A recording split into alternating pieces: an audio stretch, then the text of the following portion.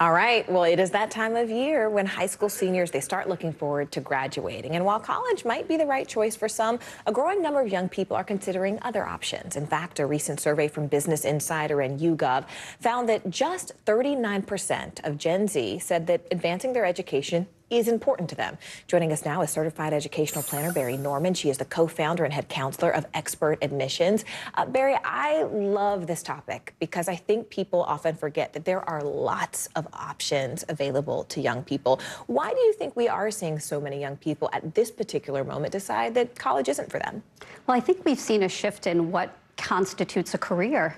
We didn't have influencers 10, 20 years ago. We didn't have other opportunities that weren't sort of more traditional. And so as more options become available that don't necessarily attach themselves to a college degree or track, we're seeing some more of that. Also, college has become quite expensive. So expensive, which is really interesting because I see that this question sort of cuts both ways. Some people are scratching their heads going, what is the value of a college degree? Some are saying it doesn't mean as much now, especially given how cumbersome the bills are. And others are saying, well, actually, college has become the new high school. And I've heard people say that master's degrees are now the differentiating factor. What do you think? I think it depends on what your longer term goals are, right? And where you're going to school and what your financial situation is. There's a lot of things that factor in, but it's important to think about those longer term goals. It's important to think about what your long-term plans are. We do know that a college education is often the strongest skill and tool that one has in terms of career advancement. And most of us don't know what we want to do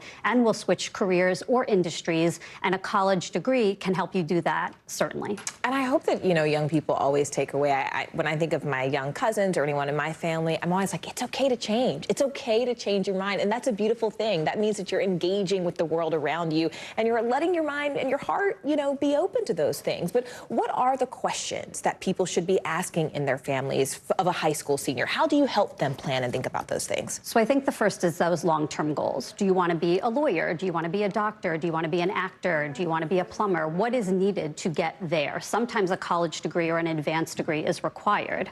You also need to think a little bit about what you want versus what you need. So talk to your student.